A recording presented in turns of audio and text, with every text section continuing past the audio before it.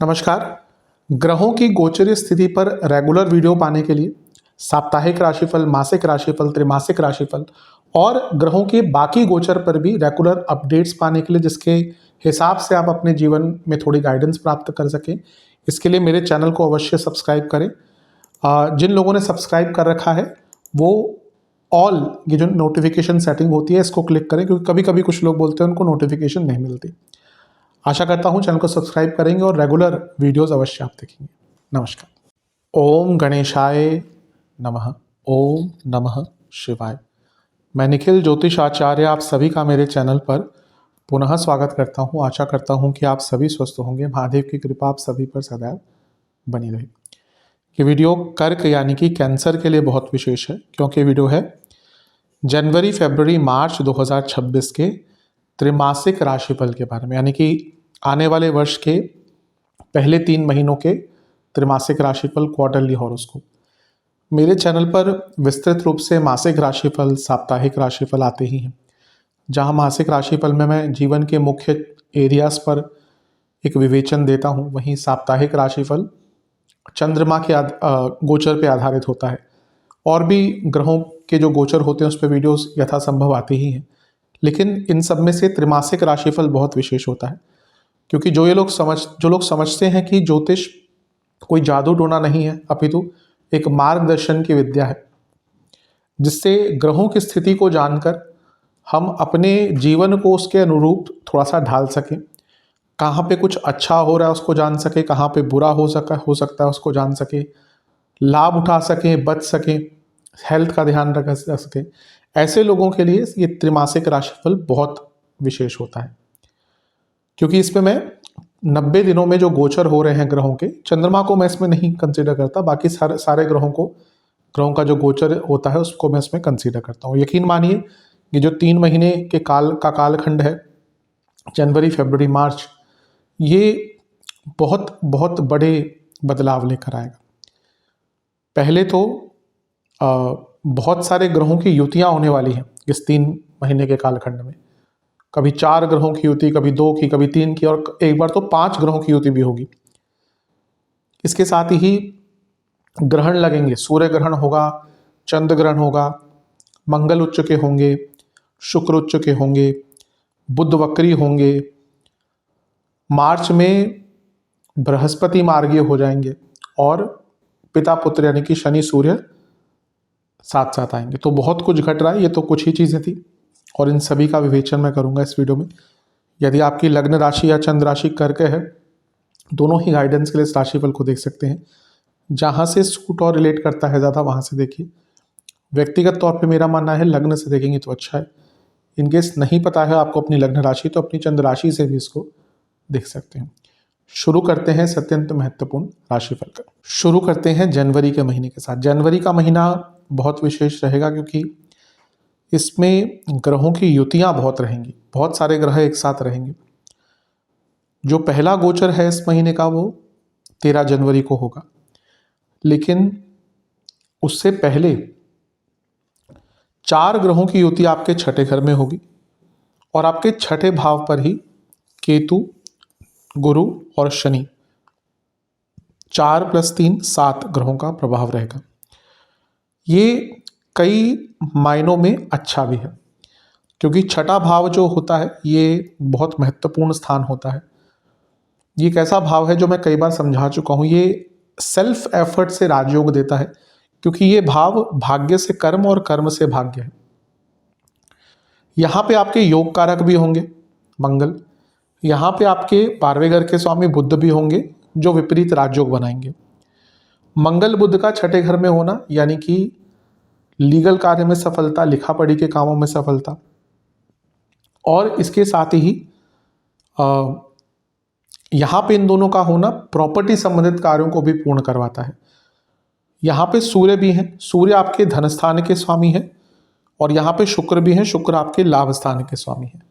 इन दोनों का छठे घर में होना यानी कि कार्य क्षेत्र में धन की वृद्धि होगी, क्योंकि अर्थ त्रिकोण है, करियर का एक भाव होता है।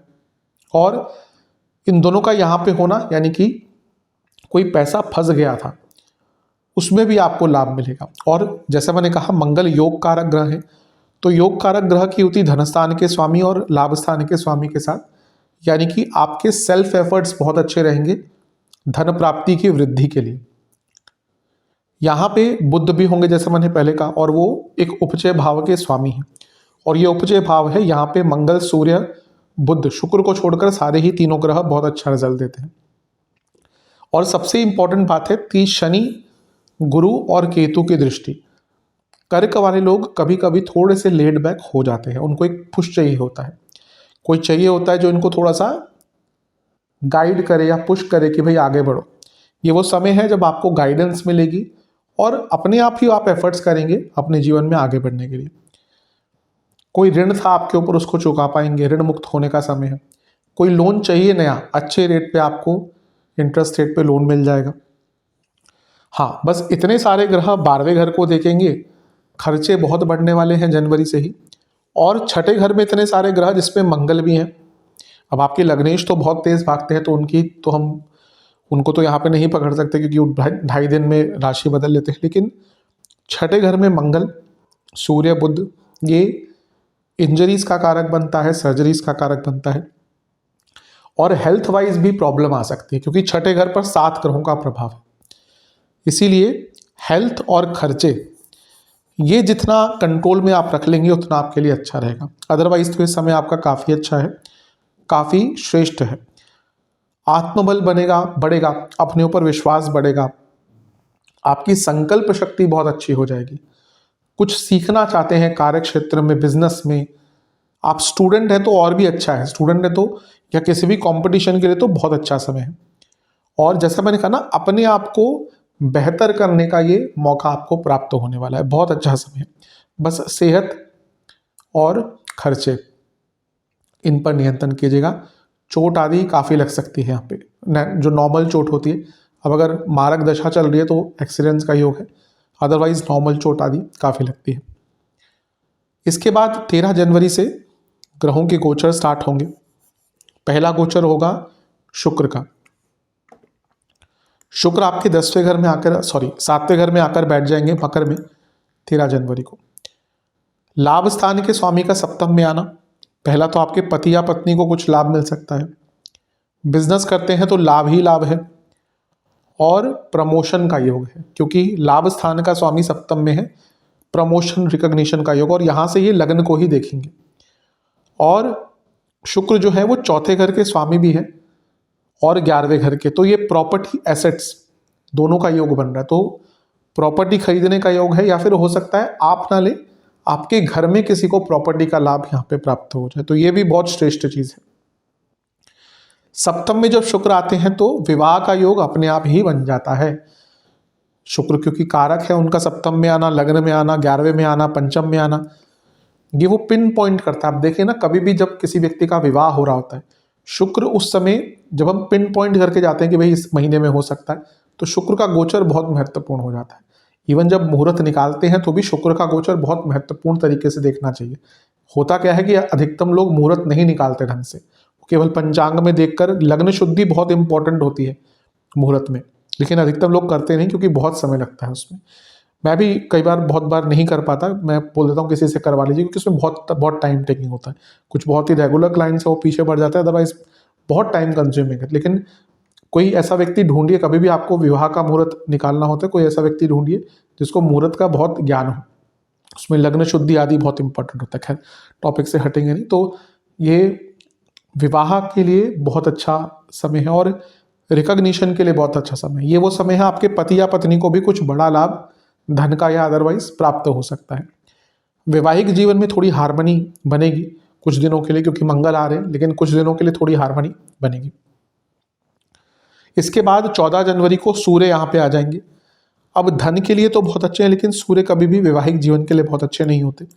थोड़े लड़ाई झगड़े स्टार्ट हो जाएंगे, थोड़े ईगो क्लैशेस स्टार्ट हो जाएंगे, ध्यान दीजिएगा। पैसों को लेकर झगड़े हो सकते हैं, लेकिन बिजनेस के लिए बहुत अच्छा है और धन के लिए तो बहुत ही अच्छा है, क्योंकि आपके लाभेश धनेश साथ में है। बिजनेस में तो लाभ ही लाभ, और दोनों लग्न को देखेंगे, पैसा तो बढ़ेगा आपका, नो डाउट।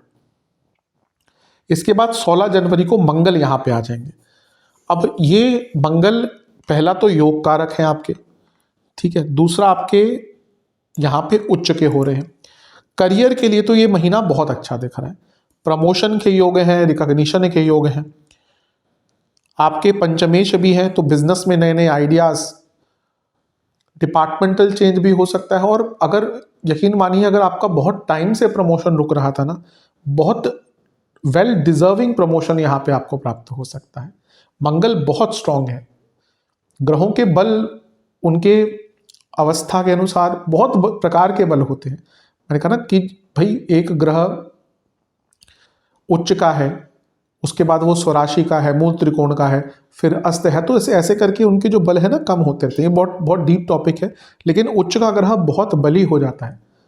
मैं ये कभी नहीं कहता कि नीच का ग्रह स्ट्रांग नहीं है या नीच का ग्रह केवल बुरा ही देता है, लेकिन उच्च के ग्रह, उच्च का जो ग्रह होता है वो बहुत वेल प्लेस्ड होता है, बहुत कंफर्टेबल सिचुएशन में होता है।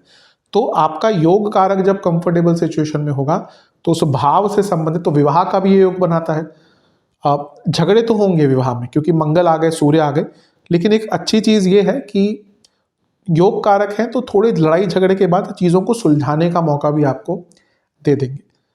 जीवन थोड़ा बैलेंस वे में आपका आगे बढ़ेगा। अपने ऊपर विश्वास बहुत बढ़ना शुरू हो जाएगा क्योंकि मंगल लग्न भाव को भी देख रहे हैं। और प्रॉपर्टी का तो योग बहुत अच्छा है। आप में से कुछ लोग यहाँ पे में भी कोई नया वाहन वगैरह भी ले सकते हैं। इसके बाद होगी बुद्ध की युति इन सारे ग्रहों से। बुद्ध भी जो है आपके सप्तम भाव में ही आ जाएंगे। ये होगा 17 जनवरी को। बुद्ध आपके तीसरे घर के स्वामी हैं, शुक्र आपके 11वें घर के स्वामी हैं, और ये सबकी युति सप्तम में 3, 7, 11 एक्टिवेट हो गए। विवाह के लिए ये योग भी अच्छा है। अगर आपका डाइवोर्स केस चल रहा था इन केस, उसको भी आगे बढ़ाने के लिए समय अच्छा। ये वो टाइम है जब लेट्स से आपका 1.5-2 साल हो गया डाइवोर्स केस चलते चलते। कई बार होता है कि व्यक्ति सोचता है अभी 2 महीने में हो जाएगा, ऐसा कहीं नहीं होता। कभी कभी हो भी जाता है कि चलो दोनों नहीं चाहते, लेकिन वो खिंचते खिंचते चीज़ें कभी कभी बहुत लंबी चली जाती है, तो फिर व्यक्ति दोनों ही सोचते हैं कि भी कॉम्प्रोमाइज़ कर लेते। तो ये वो टाइम है जब आप कॉम्प्रोमाइज़ भी कर सकते हैं। बिजनेस में कोई अड़चन आ रही थी उससे निकल सकते हैं। और सब 7वें घर में इतने सारे ग्रह, करियर है तो उसमें प्रमोशन मिलेगा। कुछ और करते हैं, बिजनेस करते हैं, तो उसमें भी रिकॉग्निशन आपके बिजनेस को मिल सकता है। और अदरवाइज भी बड़े स्तर पर कुछ करने का मौका आपको यहाँ पे प्राप्त हो सकता है। तो ये बहुत अच्छा है। खर्चे देखिए बढ़ेंगे, जनवरी खर्चा वाला महीना है क्योंकि पहले 12वें घर पर इतने ग्रहों का प्रभाव, फिर 12वें घर के स्वामी लग्न को देखेंगे तो खर्चे बहुत बढ़ेंगे। अब ध्यान बस ये देना है कि इतने सारे ग्रहों से 6ठे में एक वक्री ग्रह है और 8वें में केतु है। बस 2-3 चीज़ों का ध्यान दीजिएगा। अगर मैरिड है तो फाइनेंशियल मैटर्स को डिस्कस कीजिए और किसी और के इन्वॉल्वमेंट को बहुत ज़्यादा अलाउ मत कीजिए। घर के बाहर के जो लोग हैं, ठीक है, आपका अपना एक परिवार है, जॉइंट है, न्यूक्लियर फैमिली है, आसपास के जो लोग नॉर्मल आते हैं, लेकिन बाकी जो कुछ दूर के लोग हैं, कलीग्स हैं, फ्रेंड्स हैं, वो आप दोनों के बीच में लड़ाई झगड़े करवा सकते हैं। दूसरा, अपनी इमेज को लेकर बहुत कॉन्शियस रहना है। और तीसरा, टाइम मैनेजमेंट। इन सब एरियाज पे अगर आपने ध्यान दे दिया तो बहुत अच्छा है। हेल्थ के पॉइंट ऑफ व्यू से मैं कहूँगा, क्योंकि सप्तम भाव मारक भाव है और यहाँ से सारे ग्रह लग्न को देख रहे हैं जिसमें से बुध भी है, तो इस महीने आपको बीपी की प्रॉब्लम, हड्डियों की प्रॉब्लम, हार्मोनल प्रॉब्लम्स, रक्त विकार, जोड़ों का दर्द, skin disorders, gall bladder, kidney की प्रॉब्लम जिनको ऑलरेडी है, और ये सारे इश्यूज आपको, और मेटाबॉलिक डिसऑर्डर्स काफ़ी तंग कर सकते हैं। चलते हैं फरवरी के महीने की तरफ। फरवरी का महीना थोड़ा संवेदनशील है क्योंकि यहाँ पे एक ग्रहण लग रहा है और वो भी आपके अष्टम भाव में, और अष्टम भाव में बहुत सारे ग्रह चले जाएंगे। पहला जो गोचर होगा इस महीने वो बुध का होगा और बुध आपके अष्टम भाव में आकर बैठ जाएंगे राहु के साथ। विपरीत राजयोग बना रहे हैं। धन के लिए, रुके हुए धन के लिए बहुत अच्छा होता है। 12वें घर के स्वामी है बुध और अष्टम में राहु के साथ बैठ रहे हैं। अष्टम पे बाद में आते हैं, लेकिन 12वें घर का स्वामी राहु के साथ विदेश संबंधित कार्यों में बहुत सफलता दिखाता है। और स्पेशली बुध की बात करें तो आपका कोई वीज़ा वर्क आदि अटक रहा था, बहुत अच्छा टाइम है उसको पूर्ण करने के लिए। अष्टम के बुध अचानक से धन देते हैं, बड़ा धन दे सकते हैं, और बुध प्लस राहु स्पेकुलेटिव मार्केट्स के लिए अष्टम में बहुत अच्छा योग है। और जो लोग कुछ अलग प्रकार से पैसा कमाते हैं, विदेश से कुछ पैसा है, डिजिटल मनी है, उन सबको भी बहुत लाभ यहाँ पे प्राप्त हो सकता है। बस ध्यान क्या देना है, बुध बुद्धि है और राहु के साथ है, तो राहु भी उल्टी खोपड़ी, बुध भी उल्टी खोपड़ी, यानी कि दो ऐसे ग्रहों की युति हो रही है जब साथ में जो आते हैं। वैसे तो राहु को भी देखिए, राहु को कई जगह बुद्धिमान ग्रह कहा गया है, लेकिन राहु कुछ ग्रहों के साथ मिलकर बहुत डिल्यूजन में डालते हैं, जैसे चंद्रमा, बुध। तो इनकी युति कभी कभी बहुत खतरनाक हो जाती है कुछ एरियाज में। वैसे ही यहाँ पे तो बहुत बड़े कोई निर्णय मत लीजिएगा, बहुत अचानक से कोई निर्णय मत लीजिएगा, स्पेशली जहाँ पर धन की बात आती है वहाँ पर तो आपको बहुत संयम दिखाना पड़ेगा, क्योंकि बुध आपके तीसरे घर के स्वामी हैं और अष्टम में बैठे हैं। भाई बहनों से संबंध थोड़े बनाकर रखिएगा और अपने ओवर एक्साइटमेंट पर भी बहुत नियंत्रण रखिएगा, क्योंकि ये बुध राहु की जोड़ी, स्पेशली क्योंकि बुध तीसरे घर के स्वामी है, व्यक्ति को बहुत ज़्यादा ओवर एक्साइटेड कर देती है कई एरियाज में। गुरु का प्रभाव, वक्री गुरु का प्रभाव भी है बुध पर। तो यहाँ पे एक ही चीज़ है कि ना, आप बहुत बिना सोचे समझे धड़ल्ले से निर्णय लेना शुरू कर देंगे और उसका नेगेटिव इम्पैक्ट रहेगा। इसलिए पेशेंस फरवरी के लिए आपका कीवर्ड है। फरवरी में बहुत पेशेंस की आवश्यकता लगेगी कर्क वालों को। इसके बाद 6 तारीख को शुक्र का गोचर होगा, शुक्र भी अष्टम में आ जाएंगे। शुक्र राहु की जोड़ी अच्छी होती है बहुत। पुनः ये अच्छा, आप कुछ बदलाव करना चाहते हैं, जॉब चेंज करना चाहते हैं, बिजनेस करते हैं तो बिजनेस में कुछ बदलाव लाना चाहते हैं, कोई नया बिजनेस स्टार्ट करना चाहते हैं, कोई नई स्कीम, कोई नई फील्ड में जाना चाहते हैं बिजनेस में, अच्छा योग है। शुक्र चौथे घर के स्वामी है, 12वें घर के स्वामी के साथ बैठे हैं और राहु के साथ बैठे हैं जो 12वें घर को चौथे घर को कनेक्ट कर रहे हैं। प्रॉपर्टी बेचने के लिए बहुत अच्छा योग है। विदेश में रहते हैं, विदेश में प्रॉपर्टी लेना चाहते हैं, बहुत अच्छा योग है। इंडिया में रहकर विदेश में प्रॉपर्टी में इन्वेस्ट करना चाहते हैं, बहुत अच्छा योग है। पैतृक संपत्ति के किसी मामले को सुलझाना चाहते हैं, बहुत अच्छा योग है। राहु शुक्र अष्टम में, अगर आप साधनाएं करते हैं तंत्रोक्त, ये वो टाइम है जब आपको उन साधनाओं में एकदम अच्छे लेवल पर, ऊंचे लेवल पर आप जा सकते हैं।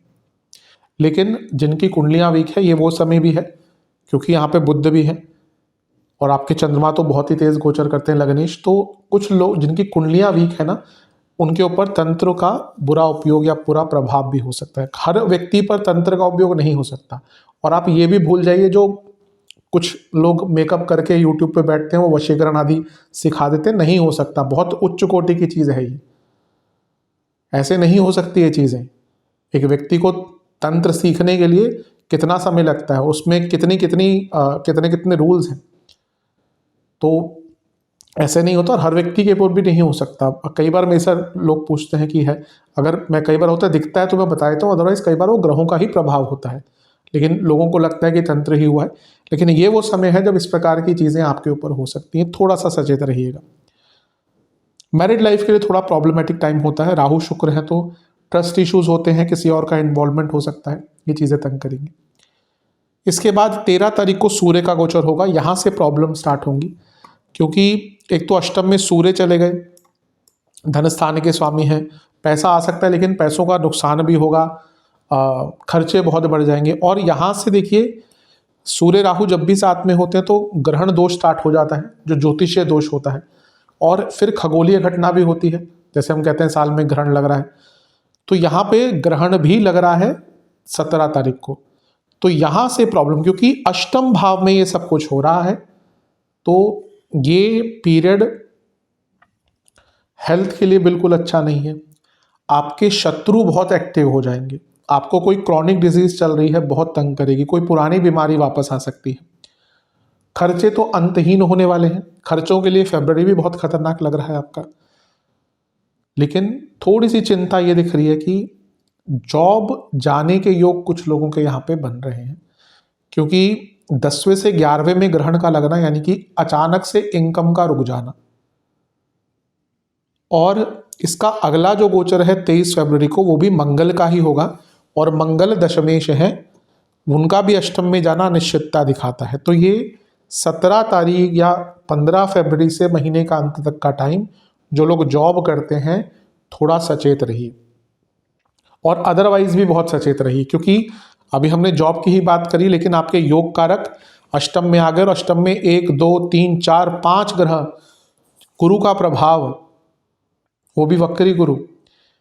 कर्क वालों के लिए 15 फरवरी से मान लीजिए या 13 फरवरी से मान लीजिए, उसके बाद 2-2.5 हफ्ते काफ़ी काफ़ी काफ़ी ज़्यादा संवेदनशील हैं। हेल्थ, करियर, इवन बिजनेस में भी कहूँगा कि बहुत लालच में मत पड़िएगा, बने बनाए काम आपके बिगड़ सकते हैं।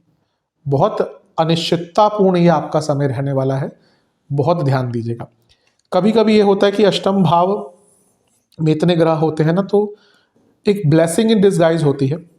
कुछ लोगों के लिए जो चेंज करना चाहते थे उनको मौका नहीं मिल रहा था, तो यहाँ पे अचानक से कुछ नुकसान हो सकता है, लेकिन उससे एक नई अपॉर्चुनिटी निकल सकती है। और कुछ लोग जो सब कुछ हार के बैठे हुए थे उनको भी 8वां भाव एक नया रास्ता दिखाता है, लेकिन संवेदनशील टाइम तो रहेगा। और 26 फरवरी को बुध भी वक्री हो रहे हैं, तो कहते हैं ना करेला फिर वो भी नीम चढ़ा, तो अष्टम भाव में ही ये सब कुछ हो रहा है।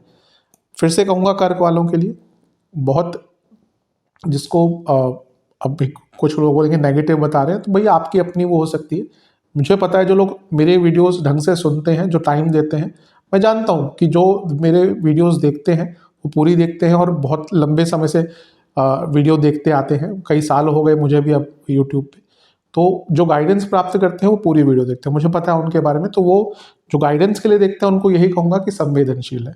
बाकी सिर्फ आप यही है कि नेगेटिव बता रहे हैं जानबूझ के, ऐसा कुछ नहीं है। मेरे को कोई नेगेटिव बताने से कुछ नहीं मिलता, लेकिन ये संवेदनशील टाइम है, क्योंकि जब भी ऐसे गोचर होते हैं कई लोगों के जीवन में बहुत बाधाएं आती हैं। तो यहाँ पे बहुत सचेत रहिए। उपाय तो मैं बताऊंगा ही, लेकिन इस समय में जिनको भी आप अपना इष्ट मानते हैं उनकी आराधना करना शुरू कर दीजिए, दान पुण्य करना शुरू कर दीजिए, उससे कुछ बाधाएं कटती हैं। लेकिन फरवरी का महीना कष्टकारी जाएगा। हेल्थ वाइज भी बात करें तो इंटेस्टाइन की प्रॉब्लम, भयंकर इन्फेक्शंस, महिलाओं को यूट्रस की प्रॉब्लम, पुरुषों को प्रोस्टेट की प्रॉब्लम, एसटीडीज, कुछ इन्फेक्शंस जो अगर आप बहुत ज़्यादा एक्टिव हैं सेक्सुअली, बहुत पार्टनर्स हैं आपके, इसके साथ ही इंटेस्टाइन से, वो तो मैंने बता दिया, किडनी से संबंधित रोग, UTI infection, throat infection, ENT, ये सारी प्रॉब्लम्स बहुत ज़्यादा तंग कर सकती हैं। चलते हैं मार्च के महीने की तरफ। मार्च का महीना स्थिरता और सौभाग्य लाएगा। पहला तो गोचर 2 तारीख को ही हो जाएगा, जब शुक्र आपके नवम भाव में आकर बैठ जाएंगे मीन में। मीन में क्या होते हैं, शुक्र उच्च के होते हैं और अपने मित्र ग्रह के साथ बैठे हैं। शुक्र लाभ स्थान के स्वामी हैं, चौथे घर के स्वामी हैं, दोनों ही भाव आपके लिए अच्छे हैं। और उनका पहला तो नवम भाव में उच्च का होना स्थान बल देता है, तो भाग्य बहुत बढ़ेगा। और वो शनि के साथ बैठे हैं, उच्च की अवस्था में है, शनि सप्तमेश है, ये विवाह का भी योग बनाता है और ये बिजनेस में भी एक अच्छा कुछ योग बनाता है और बिजनेस में लाभ का योग बनाता है। और आपके ऊपर नई responsibilities with power, with authority, उसका योग बनाता है। कुछ लोगों के ट्रांसफर्स यहाँ से शुरू हो सकते हैं जॉब में, आपके डिपार्टमेंटल रोल्स चेंज हो सकते हैं। ज्ञान प्राप्ति का बहुत अच्छा योग है। नवम में शनि शुक्र, धार्मिक स्थलों के दर्शन विद फैमिली, चौथे घर के स्वामी हैं शुक्र। और इसके साथ ही पद उन्नति, मतलब कि आपका जो स्तर है जीवन का ना वो बढ़ता है। शुक्र साल में एक बार उच्च के होते हैं, वो भी कुछ दिनों के लिए। पिछले साल था 2025 जब बहुत लंबे टाइम के लिए उच्च के थे क्योंकि वक्री हो गए थे, लेकिन इस बार तो वो कुछ ही दिनों के लिए उच्च के हैं। तो ये समय का लाभ उठाना है। यहाँ पे घर में लग्जरीज, घर में किसी को लाभ, कुछ लॉन्ग टर्म चेंज आपकी इनकम में, कुछ एक्स्ट्रा इनकम के सोर्सेस, ये सब आपके लिए खुल सकते हैं। बहुत अच्छा योग है। और घर में सफलता आएगी, घर में प्रसन्नता। अगर आप बिजनेस करते हैं, जैसे मैंने कुछ नया करने का मौका, घर वालों को यहाँ पे, अगर आप घर वालों के साथ ही मिलकर बिजनेस करते हैं तो बिजनेस में वृद्धि दिखती है। 3 मार्च को ग्रहण लगेगा, एक और चंद्र ग्रहण लगेगा। वो सूर्य ग्रहण था अष्टम में, अब चंद्र ग्रहण लगेगा आपके दूसरे घर में जहाँ पे सिंह राशि है। चंद्रमा तब यहाँ पे होंगे आपके पूर्णिमा पे ही लगता है चंद्र ग्रहण, तो सूर्य से सप्तम में है 3 तारीख को। यहाँ पे कुछ चीज़ों का ध्यान दीजिएगा, कम बोलिएगा, कार्य क्षेत्र में फोकस बनाकर रखिएगा और फालतू की इन्वेस्टमेंट, फालतू के खर्चे और ज़्यादा बोलना, इन सब चीज़ों पर कंट्रोल कर लीजिए। बाकी कोई बहुत विशेष डर नहीं है। कार्य क्षेत्र में गलतियाँ बहुत हो सकती हैं। और हाँ, अभी भी जैसे आपके दशमेश अष्टम में है, तो कुछ लोगों की जॉब या तो फरवरी में मैंने कहा था या फिर मार्च के शुरुआती भाग में भी जा सकती है। ये थोड़ा क्रिटिकल जॉब है, सबकी जॉब नहीं जाएगी ऑब्वियसली, लेकिन जिनकी कुंडली, अब जैसे रिसेंटली बहुत ले ऑफ्स हुए, बस कुंडलियाँ रेगुलरली आ रही हैं, तो मैं उस, अब जैसे किसी से मेरी बात हो रही थी तो उन्होंने कहा कि इतने सारे लोगों को निकाल दिया, लेकिन मैंने कहा कई लोगों को रखा भी होगा। तो उन जिनकी कुंडली उस टाइम पे अच्छी चल रही है, दशा दशा अच्छी चल रही है, तो वो बच जाते हैं। लेकिन अगर आपकी अंतर्दशा, मैं जिसकी कुंडली देख रहा था उनकी अष्टमेश की अंतर्दशा, या तो अष्टमेश की थी या अष्टम भाव में बैठे ग्रह, याद नहीं एग्जैक्टली, तो उनकी सडनली जॉब चली गई। तो यहाँ पे थोड़ा सा केयरफुल आपको रहना है। घर में भी कम बोलिएगा, लड़ाई झगड़े हो सकते हैं। 11 मार्च को एक बहुत अच्छी चीज़ हो रही है, बहुत शुभ चीज़।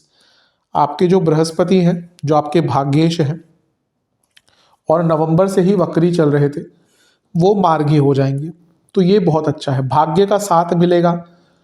छठे घर के स्वामी है विपरीत राजयोग, पहले भी बना रहे थे लेकिन वक्री थे, तो वो विपरीत राजयोग का बल बढ़ेगा।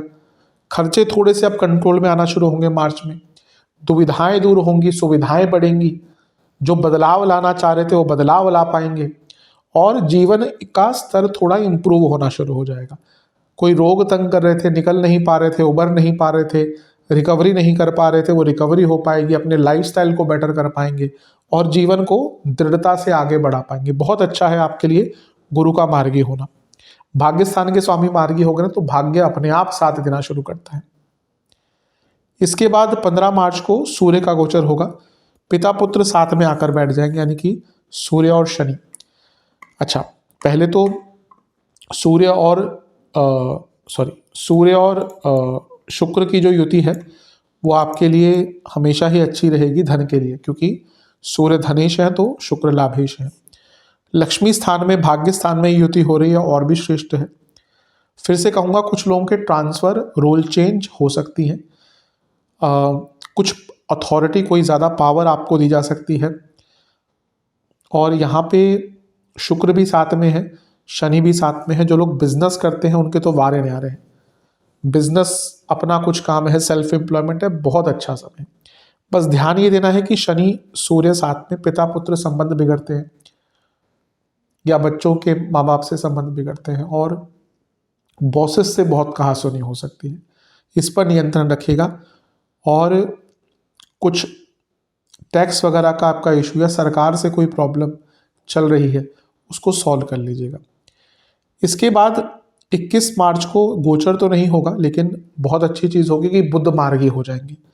जो बुध फरवरी में वक्री हुए थे, उथल पुथल मचाई थी, वो मार्गी हो जाएंगे। और अभी गुरु मार्गी हुए, 10 दिन बाद बुध मार्गी हो जाएंगे। तो एक जो स्ट्रेट थिंकिंग होती है ना, जो नहीं कर पा रहे थे, आप देखेंगे फरवरी के मध्य से 11 मार्च तक, 12 मार्च तक आप बहुत कंफ्यूज रहने वाले हैं। स्ट्रेस रहेगा, कंफ्यूजन रहेगी, लेकिन अब धीरे धीरे करके, मैंने कहा ना, मार्च रिकवरी का महीना है, रिडेम्पशन का महीना है, तो मार्च में चीज़ें बहुत बेटर आपके लिए होना शुरू हो जाएंगी। अच्छा महीना दिख रहा है मार्च का आपके लिए। इसके बाद एक और गोचर होगा, वो होगा शुक्र का। शुक्र 26 मार्च को आपके 10वें घर में ही आके बैठ जाएंगे, बहुत श्रेष्ठ है। लाभ स्थान के स्वामी धन स्थान में, यानी कि सफलता, लाभ और कर्म का मिलन, सफलता पूर्ण योग, सफलता का योग, कार्यों में सफलता, प्लानिंग में सफलता, जो करना चाह रहे हैं उसमें सफलता, जो नहीं कर पा रहे थे वो पूर्ण होगा। तो बहुत अच्छा योग बन जाता है ये। चौथे घर के स्वामी 10वें घर में रिकॉग्निशन दिखाते हैं और यहाँ से अपने ही घर को देखेंगे तो और एसेट्स के भाव के स्वामी हैं। तो फिर से या तो घर में कोई प्रॉपर्टी लेगा, आप प्रॉपर्टी ले पाएंगे, घर में वाहन आ सकता है, आप वाहन ले सकते हैं, घर का सौंदर्यकरण कराने का समय बनता है। बहुत अच्छा समय है। बस एक चीज़ का ध्यान रखना है कि जो शुक्र हैं ये केतु से दृष्ट हैं, ठीक है। तो पहला तो जब केतु का आ गया प्रभाव, तो क्या होता है ना, व्यक्ति बहुत स्मूथली चल रहा होता है, अचानक से एक ब्रेक वो आ जाता है, क्या बोलते हैं उसको, गड्ढा कह लीजिए या स्पीड ब्रेकर कह लीजिए, आ जाता है। तो टाइम मैनेजमेंट पर ध्यान दीजिए, क्योंकि यहाँ पे चीज़ें अटकेंगी और वो भी एकदम एंड मोमेंट पर। तो इसलिए टाइम की, आप ऐसा नहीं कि भाई कल आपको कुछ देना है तो आप उसकी तैयारी आज से कर रहे, नहीं, समयबद्ध तरीके से नहीं, ताकि एकदम लास्ट में अगर कोई ऐसी दुविधा आती है तो आप उससे निकल पाएँ। कार्य क्षेत्र में नई स्किल सीखनी पड़ेगी, ये बहुत अच्छी चीज़ है, लेकिन स्ट्रेस बढ़ेगा कार्य क्षेत्र में। और क्योंकि शुक्र वैवाहिक जीवन लव लाइफ के कारक है, जब भी वो केतु के संबंध में आते हैं तो थोड़ी प्रॉब्लम बढ़ती है। लव लाइफ में इंटीमेसी के इश्यूज रहेंगे, मैरिड लाइफ में इन लॉज की प्रॉब्लम रहेगी। सेहत की बात करें, इस महीने बीपी की प्रॉब्लम, स्पेशली अगर आपको लो बीपी है तो बहुत ध्यान दें। कर्क वालों को लो बीपी की प्रॉब्लम बहुत बार रहती है। नसों की प्रॉब्लम बहुत रहेगी, मसल वीकनेस, जिनको डायबिटीज़ है उनकी दिक्कत बढ़ेगी, और इन्फेक्शंस का डर बना रहेगा। फूड इन्फेक्शन, फूड डिसऑर्डर्स, पैरों के रोग और स्लीप डिसऑर्डर्स वो इस महीने काफ़ी तंग करेंगे। इस महीने इंडाइजेशन और इन्फ्लामेशन भी बॉडी में बहुत ज़्यादा रहेगा। उपाय की बात करते हैं। सबसे पहले तो आपको पंचमेवे की खीर बनानी है। जब खीर बन जाए, अंत में उसमें थोड़ा केसर और शहद ये मिला लीजिएगा। नॉर्मल जैसे खीर बनाए वैसे उसमें 5 प्रकार के मेवों का उपयोग। फिर जब बन जाए खीर तो एंड में शहद और थोड़ा सा केसर डाल लीजिएगा। महादेव का पहले कच्चे दूध से अभिषेक करें। उस कच्चे दूध से अभिषेक के बाद आपको चंदन से विलेपन करना है महादेव का। सफ़ेद रंग के और पीले रंग के पुष्प अर्पण करके गुलाब के फूलों की माला पहनाइएगा। 4 घी के दिए अर्पण कीजिएगा महादेव को। और हो सके तो अगर बेलपत्र मिल रहा है, अगर मिलता है, अवेलेबल है, तो बेलपत्र अर्पण कीजिएगा। फिर वहीं पर बैठकर आपको ओम शशि शेखराय नमः इस मंत्र का और ओम चंद्राय नमः इस मंत्र का 108 बार जाप करना है। किसी भी एनजीओ में या अगर आपको कोई ज़रूरतमंद व्यक्ति दिखता है तो उनको कंबल का दान कीजिए। कितने करने हैं ये आपके ऊपर है। और किसी भी गौशाला में चारे की व्यवस्था कीजिए। कितना करना है आपके ऊपर है। उपाय कब करना है, या तो आप 31 दिसंबर को या 1 जनवरी को, 2 जनवरी को कर लें। कभी कभी होता है या कई बार होता है लोग वीडियो बाद में देखते हैं। जो रेगुलर क्लाइंट, जो रेगुलर व्यूअर्स हैं वो तो देख लेंगे, अभी कुछ लोग बाद में जुड़ते हैं। तो अगर आप थोड़ा बाद में भी देखते हैं तो अगले दिन या 1-2 दिन में जब भी आपकी, क्योंकि तैयारी करनी पड़ेगी, जब भी व्यवस्था आपकी बनती है तो कर लीजिएगा। आशा करता हूँ, और ये सारे उपाय एक बार ही करने हैं। आशा करता हूँ कि वीडियो काम आएगी। चैनल पे अगर आप नए हैं तो सब्सक्राइब कर लीजिए और वीडियो को लाइक कर लीजिए। मिलता हूँ आप सभी से मैं अगले वीडियो में, तब तक के लिए ओम नमः शिवाय।